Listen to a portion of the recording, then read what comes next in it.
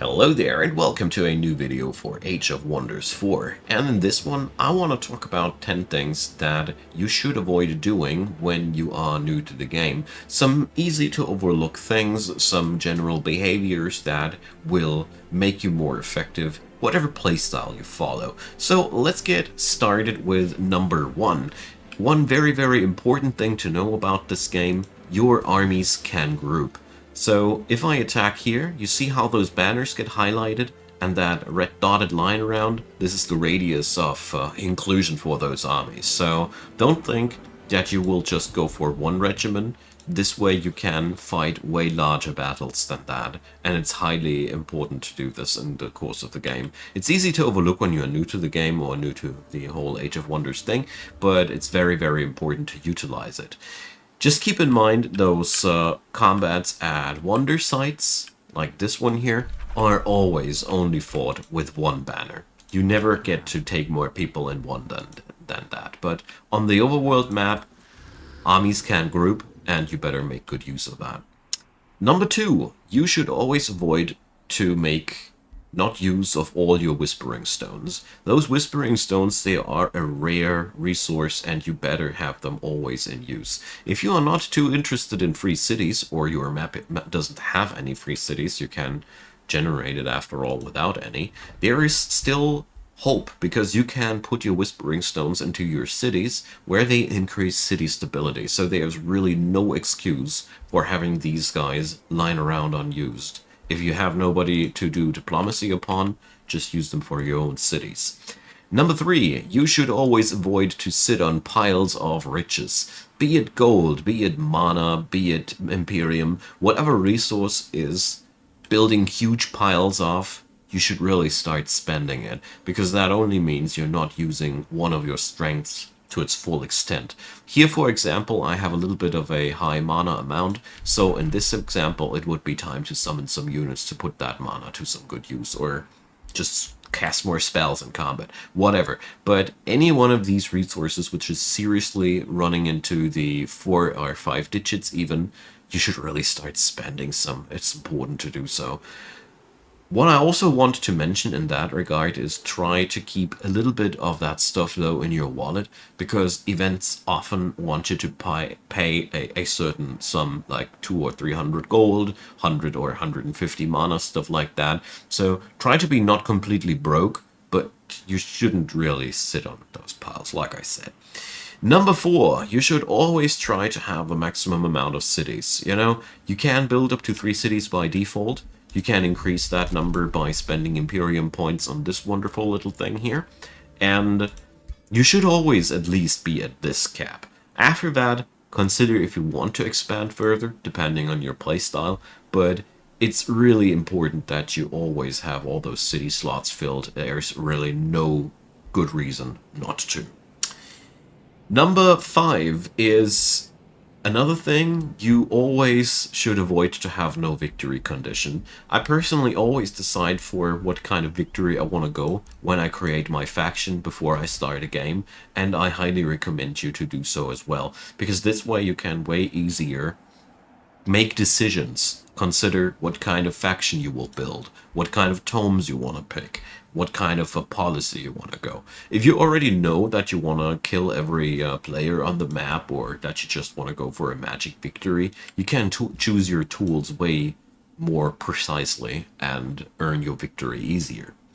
Number 6 is going into a similar venue as the one with the cities. You should always be on your maximum cap of heroes. Here, I have not had time to recruit my 3rd one, because I haven't had the money, but I will do very soon. That's basically because these guys are really that much worth it. Not only are they super units that can do massive damage in combat, they also offer extra income in terms of affinities, opening up all manner of different strategies in the affinity tree here, just by having a hero. And on top of that, they will act as governors in your cities. So all in all, you should really try to have these guys always at their limit, because you would pass on so many passive bonuses. Even if you tend to just let that hero sit in a city, he will still do a lot of work for you. So don't procrastinate that too long. Number 7. You should always try to avoid to have not enough armies. Basically, if your income allows it, churn out units. If ever your income goes over a certain threshold that you should select for yourself at some point, recruit units. For example, here I have my rule of thumb that whenever my gold goes severely over plus 100 turn, I go for new armies. Same goes for mana. I'm way below, beyond my plus 50, that's my goal. So let's start summoning stuff. You should always try to have a lot of armies, because at the end of the day, if you don't want them anymore, you can easily just disband them by clicking that little red button here. And you will always find some use for them at some point of the game.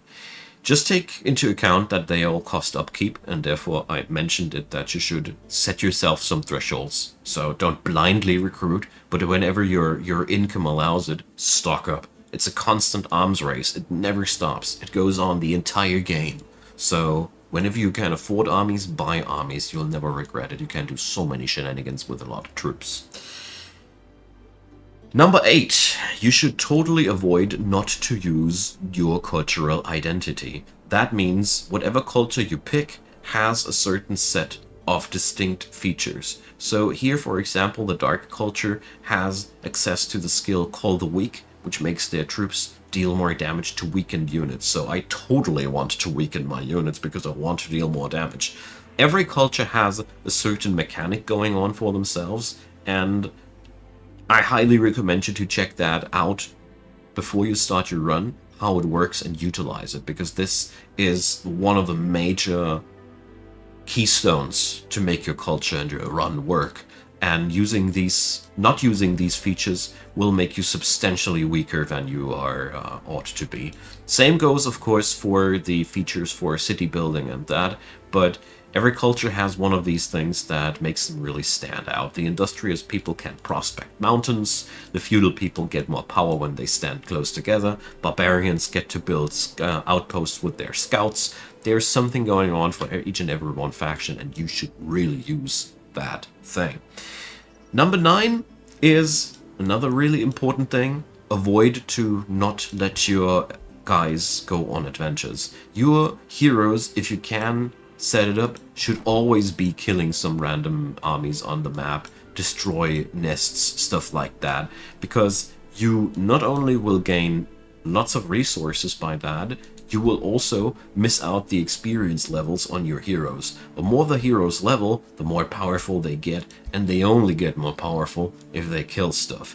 Also, there's lots of really important loot lying around, so you would really miss out on a lot of opportunities if you not let your heroes do their thing. So basically, the more micromanagement you can take, and the more armies you can muster and let them run around over the map to get all those juicy tidbits all over the map, the better for you.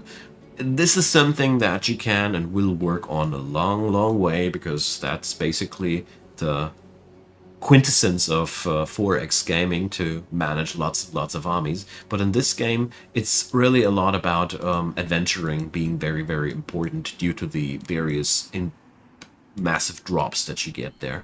Each combat basically guides either a constant income of something or a one-time loot that will make you way more powerful. And the more you capitalize on these, the faster you can progress. And it's also the other way around. If you don't do it, the enemy will get the upper hand on you, because the AI will also try to conquer these nodes as well. So number 10 is not so much related to Age of Wonders in general, but a really good tip that I can give you. Avoid trying to understand everything at once. If you try to understand everything at once, you'll be like me and not playing this game for like 20 hours before you play it the first time. When you feel like you have a information overload, or you don't want to read anymore, just play along a little bit on a lower difficulty. Just check it out how things work, or just turn off the game, take a breather, come back when you are open for new information. This game has an insanely high information density, and you should totally either ignore new learning and just wing it and just play it, or step back, take your time, take a coffee, touch some grass, whatever is your kind of thing, and come back when you're open again, because nothing's worse than just thinking that you learned something when, as a matter of fact, you were totally already blind for all those important things, when you better should have just taken a break from learning. Now then, I hope that list was helpful for you. Feel free to leave me your comments down below, and there's also the option to just press a thumbs up, which I'd be wildly appreciating. Subscriptions to the channel are also very, very welcome. And if this was your first video for Age of Wonders from my side, there is also a playlist link leading to all the things that I did so far for this game. A big thanks to all the supporters of this channel. I really, really appreciate you all. And if you want to check out what I'm talking about, there's links to Patreon, PayPal, and Buy Me a Coffee, and I'd be delighted if you'd check them out. And if not, I thank you a lot for watching this video until the very end. This is really, really a big thing. Not too many people do that, actually. Only like 30% or something like that. And yeah, thanks for that. Have a wonderful day, and hopefully see you soon.